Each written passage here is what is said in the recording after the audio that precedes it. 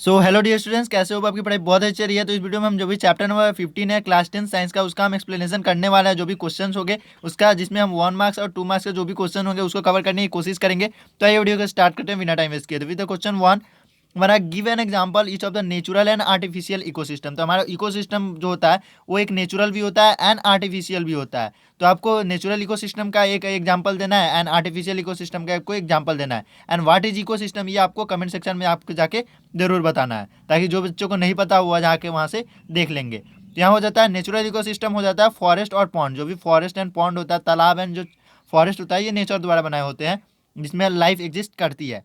And artificial ecosystem हो गया crop field और एक्वेरियम। तो क्रॉप फील्ड मतलब जो भी हमारा जो भी खेते हो गए जिसमें हम गेहूँ या फिर दो धान उगाते हैं, ये भी तो एक लाइफ है, जो भी प्लांट है, प्लांट लाइफ को हम वहाँ पे जनरेट करते हैं। तो क्रॉप फील्ड हो सकता है या एक्वेरियम हो सकता है, जहाँ पे घर पे अगर हम लगा के मछली उसमें पालते हैं तो वो भी हमारा एक्वेरियम हो सकता है। एंड पॉन्ड यहाँ पे हो जाता है। एंड पॉन्ड हम में भी हम आर्टिफिशियल इकोसिस्टम में पॉन्ड को भी लिख सकते हैं, जस्ट बिकॉज कई बार ऐसा होता है कि हम पॉन्ड लगा के उसमें जो भी मछलियाँ होते हैं उसे हम पालते हैं, तो वहाँ पे हम दो भी लिख सकते हैं। बट यहाँ पे जो आपके एनसीईआरटी में दिया है उसको फॉलो करें तो आपके लिए ज़्यादा बेटर रहेगा, क्योंकि टीचर उस पर आपको ऑब्जेक्शन दे सकते हैं एंड वहाँ पे आप सवाल भी नहीं कर सकते। तो क्वेश्चन नंबर 2 हमारा हो जाता है, what is the full form of CFC and UNES।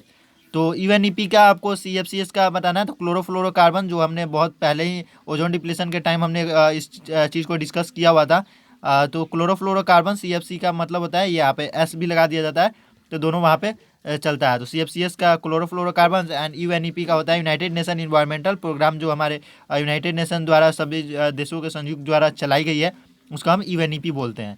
तो नेक्स्ट देखते हैं, हमारा क्वेश्चन नंबर 3 हो जाता है, डिफाइन इकोसिस्टम एंड नेम इस कंपोनेंट। तो यहाँ पे इकोसिस्टम की भी डिफिनेशन दे दी गई है, बट आप जाके नीचे कमेंट सेक्शन में एक बार जरूर लिखेंगे, ताकि एक बार प्रैक्टिस हो जाए। The living and non living component of an area interacted with each other to form an ecosystem. जो जो लिविंग एंड नॉन लिविंग जो चीज़ें होती है वो एक साथ मिलकर जो भी एक एरिया बनाती है एंड दोनों एक दूसरे से इंटरेक्ट करती है, तो हमारा इकोसिस्टम हो जाता है। जैसे अगर हम तालाब की बात करें तो उसमें पानी जो है नॉन लिविंग है, जो भी मिनरल्स है वो नॉन लिविंग है, बट वहाँ पे अगर कोई फिश जाके रहती है तो उस पानी से इंटरेक्ट करके एंड वो सारी चीज़ें उन दोनों में एक अच्छे इकोसिस्टम का निर्माण होता है। तो components of ecosystem are biotic and abiotic. तो बायोटिक बोलते हैं लिविंग एंड अबायोटिक बोलते हैं नॉन लिविंग को। हमारा क्वेश्चन 4 हो जाता है, what is the role of ozone and why it is being depleted. तो हमें रोल ऑफ ओजोन बताना है। जो भी ओजोन मॉलिक्यूल होता है, O2 मीन्स होता है ऑक्सीजन। तो ये ऑक्सीजन हमारे लिए बहुत ही जो भी होता है लाभदायक होता है, बट O3 जो होता है ये ओजोन होता है, जो कि पॉइजनस इन नेचर होता है।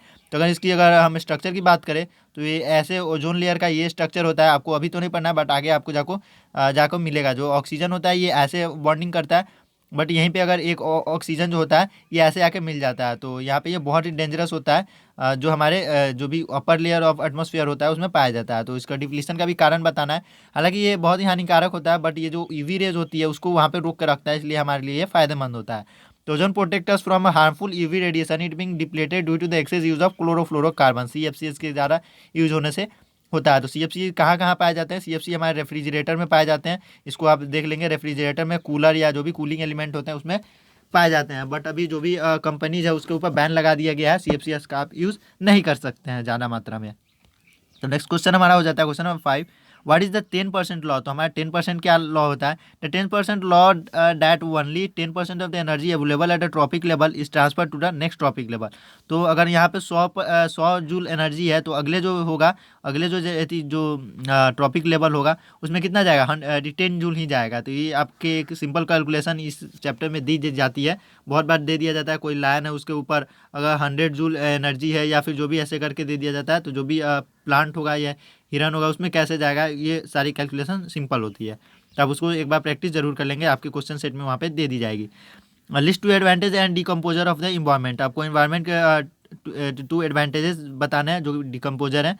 तो एडवांटेज ऑफ डिकम्पोजर, तो मैंने आपको पहले ही हर एक चैप्टर में बताया कि कोई भी चीज़ का अगर एक एडवांटेज होता है तो एक डिसएडवांटेज भी होता है। तो ऐसा नहीं कि आप जहाँ एडवांटेज होता है एडवांटेज ही पड़े, उसके डिसएडवांटेज जो है उसे भी आप देख लेंगे।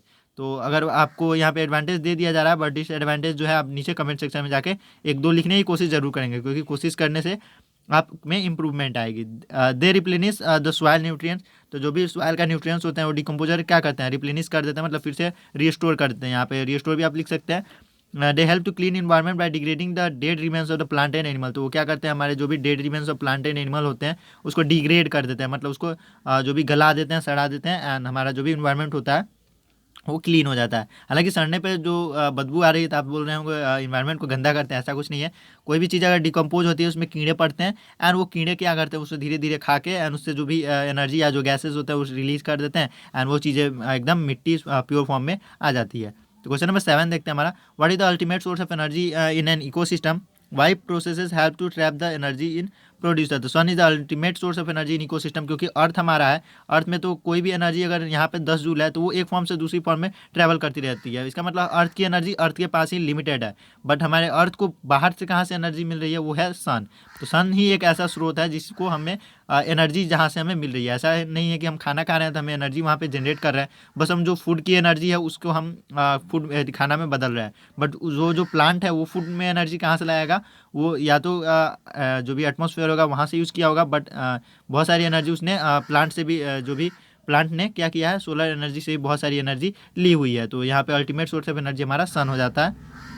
And photosynthesis help in the trap the energy in producers. तो जो भी प्रोड्यूसर्स होते हैं उसमें कौन सा एथी होता है, फोटोसिंथेसिस ऐसा प्रोसेस होता है जो उसे एब्जॉर्ब करता है। तो नेक्स्ट क्वेश्चन देखते हैं हमारा, question number 8, what is the major cause of ozone depletion. तो आपको ओजोन डिप्लीशन का जो भी मेजर कॉज है वो आपको बताना है। तो where are this substance use, तो सब्सटेंस कहाँ कहाँ यूज होते थे, तो क्लोरोफ्लोरोकार्बन है the major cause of the ozone depletion. तो आपको रेफ्रिजरेटर एंड एरोसोल स्प्रे में यहाँ पे दे दिया। एरोसोल मतलब वो ऐसा स्प्रे, एरोसोल स्प्रे में हम कूलर ले सकते हैं। कूलर में क्या होता है, एरोसोल स्प्रे होता है। एरोसोल मतलब जो भी एयर एंड जो भी हमारे वाटर मॉलिक्यूल्स होंगे उसका एक बहुत ही छोटा छोटा मिक्सचर जो स्प्रे हम कर सकते हैं उसको, वो ऐसा हम एरोसोल उसको बोलते हैं। तो यहाँ पे आपका हो जाता है ये क्वेश्चन नंबर 8 हमारा।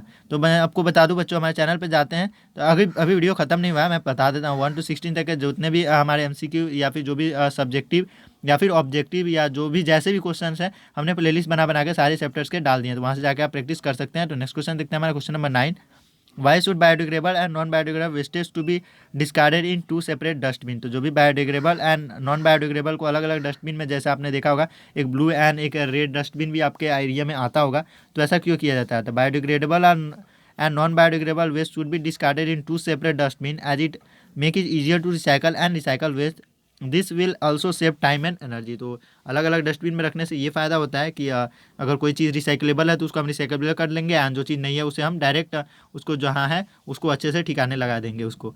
ठीक है, तो नेक्स्ट क्वेश्चन देखते हैं हमारा, question number 10, what will happen if you kill all the organism in one trophic level. तो अगर एक ट्रॉपिक लेवल का अगर कोई ऑर्गेनिज्म को मार देंगे तो उसके आगे वाले जो भी ट्रॉपिक लेवल होंगे सारे एनिमल वो मर जाएंगे, और ना कि आगे वाले मरेंगे, वो पीछे वाले भी मर जाएंगे, जस्ट बिकॉज सारे का जो फूड चेन होता है वो एक दूसरे से इंटरलिंक्ड होता है। जैसे सपोज ऐसा नहीं है कि प्लांट खत्म करने से जो भी हमारे जो भी हार्बीवोरस एनिमल होंगे वहीं मरेंगे, जो कार्निवोरस होते हैं वो भी मर जाएंगे, जस्ट बिकॉज ये जो कार्निवोरस है ये हार्बीवोरस को ही खाते हैं, एंड ये हार्बीवोरस क्या खाते हैं, प्लांट खाते हैं। तो यहाँ पे सेम वही चीज़ें लिखी होगी, killing all the organism and one trophic level would decrease availability of food at the next trophic level and also result in the excess of organism at the previous trophic level, this would cause the imbalance in the food chain. तो ये भी imbalance होगा, and ऐसा नहीं कि imbalance होगा तो बस इम्बैलेंस ही रहेगा, वो सारे ऑर्गेनिज्म का डेथ में एज अ रिजल्ट वो सामने आएगा। तो हमने इस चैप्टर से केवल इतना ही एमसीक्यू को प्रैक्टिस करना था, हमने 10 एमसीक्यू कर लिया, बाकी जो भी जितने भी एमसीक्यू बचेंगे या जो भी सब्जेक्टिव क्वेश्चन बचेंगे हम आगे आने वाले वीडियोस में कवर करेंगे। तो मैं आपको बता दूं, अगर आप चैनल को सब्सक्राइब करते हैं तो इससे आपको ये बेनिफिट होता है कि आपको जो भी वीडियो होगा आपको एकदम टाइम पे मिलेगा, एंड आपको जो भी वीडियो जो होती है रिकमेंडेशन लिस्ट में वो आपकी आती रहेगी। तो ऐसे आपकी जो भी टाइम कंज्यूमिंग है वीडियो ढूंढने में आपको ज़्यादा टाइम कंज्यूम नहीं करना पड़ेगा। एंड अगर आप डिस्क्रिप्शन में जाते हैं तो वहाँ भी सारे चैप्टर के लिंक बाय लिंक हमने वीडियो डाल दिया है, तो वहाँ से क्लिक करके आप हमारे चैनल के प्लेलिस्ट में जाते हैं, एंड वहाँ पे जो भी वीडियोज़ है पार्टिकुलरली आप देख सकते हैं। तो मिलते हैं बच्चों अगले वीडियो में, till then take care and bye bye.